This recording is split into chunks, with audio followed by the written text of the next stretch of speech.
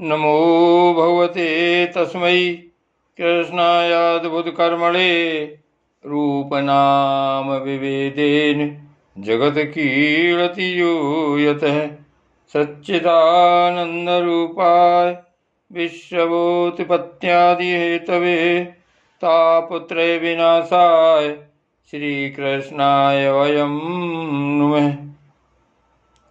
श्रीमद्भागवत महापुराण दसम स्कंध 53वां अध्याय। रुक्मिणी हरण। श्री सुखदेव जी कहते हैं, परीक्षित, भगवान श्री कृष्ण ने विदर्भ राजकुमारी रुक्मिणी जी का यह संदेश सुनकर अपने हाथ से ब्राह्मण देवता का हाथ पकड़ लिया और हंसते हुए यूँ बोले। भगवान श्री कृष्ण ने कहा, ब्राह्मण देवता, जैसे विदर्भ राजकुमारी मुझे चाहती हैं वैसे ही मैं भी उन्हें चाहता हूँ। मेरा चित्त उन्हीं में लगा रहता है। कहाँ तक कहूँ, मुझे रात के समय नींद तक नहीं आती। मैं जानता हूँ कि रुक्मी ने द्वेषवश मेरा व्यवहार रोक दिया है, परंतु ब्राह्मण देवता, आप देखिएगा, जैसे लकड़ियों को मथकर एक दूसरे से रगड़कर मनुष्य उनमें से आग निकाल लेता है, वैसे ही युद्ध में उन नामधारी क्षत्रिय कुल कलंकों को तहस नहस करके अपने से प्रेम करने वाली परम सुंदरी राजकुमारी को मैं निकाल लाऊंगा। श्री सुखदेव जी कहते हैं, परीक्षित, मधुसूदन श्री कृष्ण ने यह जानकर कि रुक्मिणी के विवाह की लगन परसों रात्रि में ही है, सारथी को आज्ञा दी कि दारुक तनिक भी विलंब न करके रथ जोत लाओ। दारुक भगवान के रथ में शैव्य, सुग्रीव, मेघपुष्प और बलाहक नाम के 4 घोड़े जोतकर उसे ले आया और हाथ जोड़कर भगवान के सामने खड़ा हो गया। सूर्य नंदन श्री कृष्ण ब्राह्मण देवता को पहले रथ पर चढ़ाकर फिर आप भी सवार हुए और उन शीघ्रगामी घोड़ों के द्वारा एक ही रात में अनार्त देश से विदर्भ देश में जा पहुंचे। कुंडन नरेश महाराज भीष्मक अपने बड़े लड़के रुक्मी के स्नेहवश अपनी कन्या सुषपाल को देने के लिए विवाह हेतु सबकी तैयारी करा रहे थे। नगर के राजपथ, चौराहे तथा गली कूचे झाड़ बहार दिए गए थे, उन पर छिड़काव किया जा चुका था। चित्र विचित्र रंग बिरंगी छोटी बड़ी झंडियाँ और पताकाएं लगा दी गई थी। तोरण बांध दिए गए थे। वहाँ के स्त्री पुरुष पुष्पमाला, हार, इत्र, फुलेल, चंदन, गहने और निर्मल वस्त्रों से सजे हुए थे। वहाँ के सुंदर सुंदर घरों में से अगर के धूप की सुगंध फैल रही थी। परीक्षित, राजा भीष्मक ने पितर और देवताओं का विधिपूर्वक पूजन करके ब्राह्मणों को भोजन कराया और नियमानुसार स्वस्ति वाचन भी। सुशोभित दांतों वाली परम सुंदरी राजकुमारी रुक्मिणी जी को स्नान कराया गया। उनके हाथों में मंगल सूत्र कंकण पहनाए गए, कोहबर बनाया गया, 2 नए नए वस्त्र उन्हें पहनाए गए और वे उत्तम उत्तम आभूषणों से विभूषित की गईं। श्रेष्ठ ब्राह्मणों ने साम, ऋग और अजुर्वेद के मंत्रों से उनकी रक्षा की और अथर्ववेद के विद्वान पुरोहित ने गृह शांति के लिए हवन किया। राजा भीष्मक कुल परंपरा और शास्त्रीय विविधियों के बड़े जानकार थे। उन्होंने सोना, चांदी, वस्त्र, गुण मिले हुए तिल और गौएं ब्राह्मणों को दी। इसी प्रकार चेदी नरेश राजा दमघोष ने भी अपने पुत्र सुषपाल के लिए मंत्रज्ञ ब्राह्मणों से अपने पुत्र के विवाह संबंधी मंगलकृत कराए। इसके बाद वे मद चुआते हुए हाथियों, सोने की मालाओं से सजाए हुए रथों, पैदलों तथा घुड़सवारों की चतुरंगणी सेना साथ लेकर कुंडनपुर जा पहुंचे। विदर्भराज भीष्मक ने आगे जाकर उनका स्वागत सत्कार और प्रथा के अनुसार अर्चन पूजन किया। इसके बाद उन लोगों को पहले से ही निश्चित किए हुए जनवासों में आनंद पूर्वक ठहरा दिया। उस बारात में साल्व, जरासंध, दंतवक्त, विदुरथ और पौंड्रक आदि शिशुपाल के सहस्त्रों मित्र नरपति आए थे। वे जब राजा श्री कृष्ण और बलराम जी के विरोधी थे, वे सब राजा श्री कृष्ण और बलराम जी के विरोधी थे और राजकुमारी रुक्मिणी शिशुपाल को ही मिले, इस विचार से आए थे।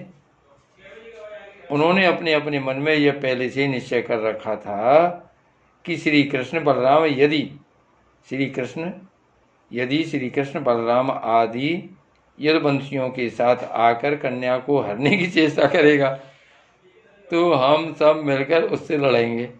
यही कारण था कि उन राजाओं ने अपनी अपनी पूरी सेना और रथ, घोड़े, हाथी आदि भी अपने साथ ले लिए थे। विपक्षी राजाओं की इस तैयारी का पता भगवान बलराम जी को लग गया और जब उन्होंने यह सुना कि भैया श्री कृष्ण अकेले ही राजकुमारी का हरण करने के लिए चले गए हैं, तब उन्हें वहाँ लड़ाई झगड़े की बड़ी आशंका हुई। यद्यपि वे श्री कृष्ण का बल विक्रम जानते थे, फिर भी भ्रातृ स्नेह से उनका हृदय भर आया। वे तुरंत ही हाथी, घोड़े, रथ और पैदलों की बड़ी भारी चतुरंगणी सेना साथ लेकर कुंडनपुर के लिए चल पड़े। इधर परम सुंदरी रुक्मिणी जी भगवान श्री कृष्ण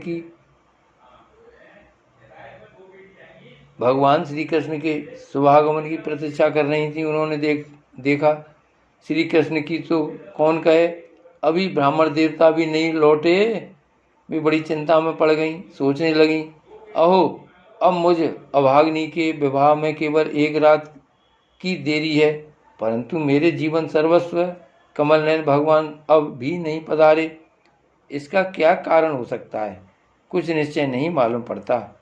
यही नहीं, मेरे संदेश ले जाने वाले ब्राह्मण देवता भी तो अभी तक नहीं लौटे।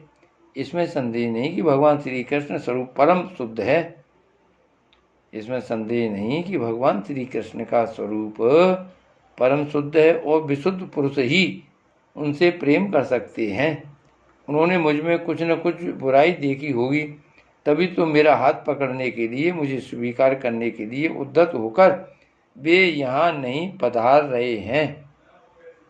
ठीक है, मेरे भाग्य ही मंद हैं। विधाता और भगवान शंकर भी मेरे अनुकूल नहीं जान पड़ते। यह भी संभव है कि रुद्र पत्नी गिरिराज कुमारी सती पार्वती जी मुझसे अप्रसन्न हो। परीक्षित, रुक्मिणी जी इसी उधेड़बुन में पड़ी हुई थी। उनका संपूर्ण मन और उनके सारे मनोभाव भक्त मनचोर भगवान ने चुरा लिए थे। उन्होंने उन्हीं को सोचते सोचते अभी समय है ऐसा समझकर अपने आंसू भरे नेत्र बंद कर लिए। परीक्षित, इस प्रकार रुक्मिणी जी भगवान श्री कृष्ण के शुभागमन की प्रतीक्षा कर रही थीं। उसी समय उनकी बाईं जांघ, भुजा और नेत्र फड़कने लगे, जो प्रीतम के आगमन का प्रिय संवाद सूचित कर रहे थे। इतने में ही भगवान श्री कृष्ण के भेजे हुए वे ब्राह्मण देवता आ गए और उन्होंने अंतःपुर में राजकुमारी रुक्मिणी को इस प्रकार देखा मानो कोई ध्यान मग्न देवी हो। सती रुक्मिणी जी ने देखा ब्राह्मण देवता का मुख प्रफुल्लित है, उनके मन और चेहरे पर किसी प्रकार की घबराहट नहीं है। वे उन्हें देखकर लक्षणों से ही समझ गई कि भगवान श्री कृष्ण आ गए। फिर प्रसन्नता से खिलकर उन्होंने ब्राह्मण देवता से पूछा। तब ब्राह्मण देवता ने निवेदन किया कि भगवान श्री कृष्ण यहाँ पधार गए हैं और उनकी भूरी भूरी प्रशंसा की। यह भी बतलाया कि राजकुमारी जी आपको ले जाने की उन्होंने सत्य प्रतिज्ञा की है। भगवान के शुभागमन का समाचार सुनकर रुक्मिणी जी का हृदय आनंदातिरेक से भर गया। उन्होंने इसके बदले में ब्राह्मण के लिए भगवान के अतिरिक्त और कुछ प्रिय न देखकर उन्होंने केवल नमस्कार कर लिया। अर्थात जगत की समग्र लक्ष्मी ब्राह्मण देवता को सौंप दी। राजा भीष्मक ने सुना कि भगवान श्री कृष्ण और बलराम जी मेरी कन्या का विवाह देखने के लिए उत्सुकता बस यहाँ पधारे हैं। तब तुरई भेरी आदि बाजे बजवाते हुए पूजा की सामग्री लेकर उन्होंने उनकी अगवानी की और मधुपर्क निर्मल वस्त्र तथा उत्तम उत्तम भेंट देकर विधिपूर्वक उनकी पूजा की। भीष्मक जी बड़े बुद्धिमान थे, भगवान के प्रति उनकी बड़ी भक्ति थी। उन्होंने भगवान को सेना और साथियों के सहित समस्त सामग्रियों से युक्त निवास स्थान में ठहराया और उनका यथावत आतिथ्य सत्कार किया। विदर्भराज भीष्मक जी के यहाँ निमंत्रण में जितने राजा आए थे उन्होंने उनके पराक्रम, अवस्था, बल और धन के अनुसार सारी इच्छित वस्तुएं देकर सबका खूब सत्कार किया। विदर्भ देश के नागरिकों ने जब सुना कि भगवान श्री कृष्ण यहाँ पधारे हैं तब वे लोग भगवान के निवास स्थान पर आए और अपने नयनों की अंजलि में भर भर कर उनके बदनारविंद का मधुर मकरंद रस पान करने लगे। वे आपस में इस प्रकार बातचीत करते थे, रुक्मिणी इन्हीं की अर्धांगिनी होने के योग्य है और ये परम पवित्र मूर्ति श्याम सुंदर रुक्मिणी के ही योग पति हैं, दूसरी कोई इनकी पत्नी होने योग्य नहीं है। यदि हमने अपने पूर्व जन्म या इस जन्म में कुछ भी सत्कर्म किया हो तो त्रिलोक विधाता भगवान हम पर प्रसन्न हो और ऐसी कृपा करें कि श्याम सुंदर श्री कृष्ण ही विदर्भ राजकुमारी रुक्मिणी जी का पाणी ग्रहण करें। परीक्षित, जिस समय प्रेम परवश होकर पूर्ववासी लोग परस्पर इस प्रकार बातचीत कर रहे थे उसी समय रुक्मिणी जी अंतःपुर से निकलकर देवी जी के मंदिर के लिए चली। बहुत से सैनिक उनकी रक्षा में नियुक्त थे। प्रेम मूर्ति श्री कृष्णचंद्र के चरण कमलों का चिंतन करती हुई भगवती भवानी के पाद पल्लवों का दर्शन करने के लिए पैदल ही चली। वे स्वयं मौन थीं और माताएं तथा सखी सहेलियां सब ओर से उन्हें घेरे हुए थीं। सूरवीर राज सैनिक हाथों में अस्त्र शस्त्र उठाए कवच पहने उनकी रक्षा कर रहे थे। उस समय मृदंग, शंख, ढोल, तुरई और भेरी आदि बाजे बज रहे थे। बहुत सी ब्राह्मण पत्नियां पुष्पमाला, चंदन आदि सुगंध द्रव्य और गहने कपड़ों से सज धज कर साथ साथ चल रही थीं और अनेकों प्रकार के उपहार तथा पूजन आदि की सामग्री लेकर सहस्त्रों श्रेष्ठ बारांगनाएं भी साथ थीं। गवैये गाते जाते थे, बाजे बजाते चलते थे और सूत, मागध तथा बंदीजन दुल्हन के चारों ओर जय जयकार करते व्रत बखानते जा रहे थे। देवी जी के मंदिर में पहुंचकर रुक्मिणी जी ने अपने कमल के सदृश कोमल हाथ पैर धोए, आचमन किया। इसके बाद बाहर भीतर से पवित्र एवं शांत भाव से युक्त होकर अंबिका देवी के मंदिर में प्रवेश किया। बहुत सी विधि विधान जानने वाली बड़ी बूढ़ी ब्राह्मणियां उनके साथ थीं। उन्होंने भगवान शंकर की अर्धांगिनी भवानी को और भगवान शंकर जी को भी रुक्मिणी जी से प्रणाम करवाया।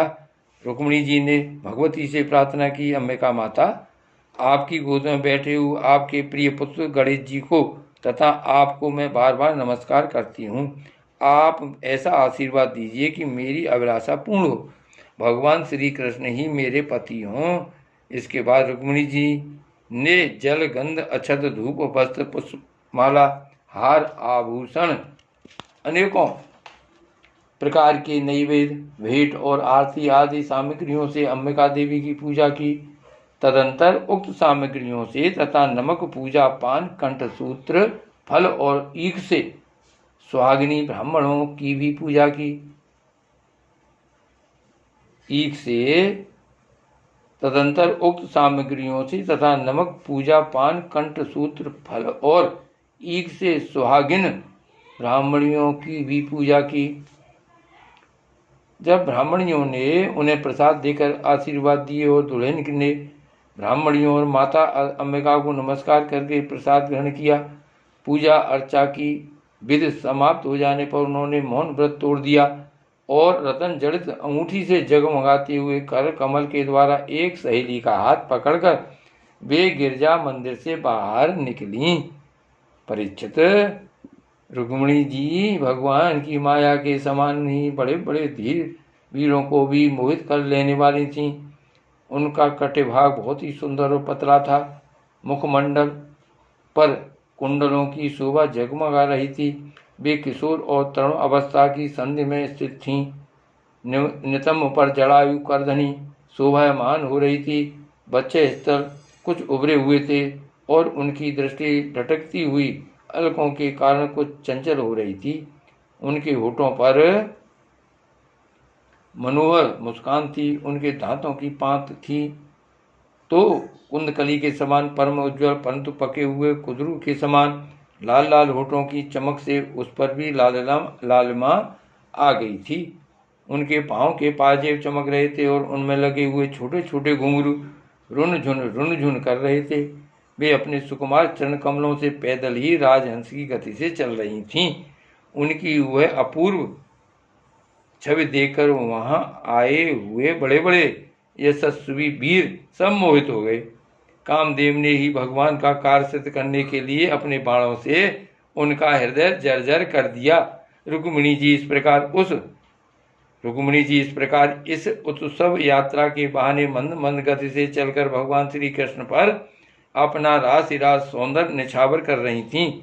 उन्हें देखकर और उनकी खुली मुस्कान तथा लजीली चितवन पर अपना चित्र लुटाकर वे बड़े बड़े नरपति एवं वीर इतने मोहित और बेहोश हो गए कि उनके हाथों से अस्त्र शस्त्र छूटकर गिर पड़े और वे स्वयं भी रथ, हाथी तथा घोड़ों से धरती पर आ गिरे।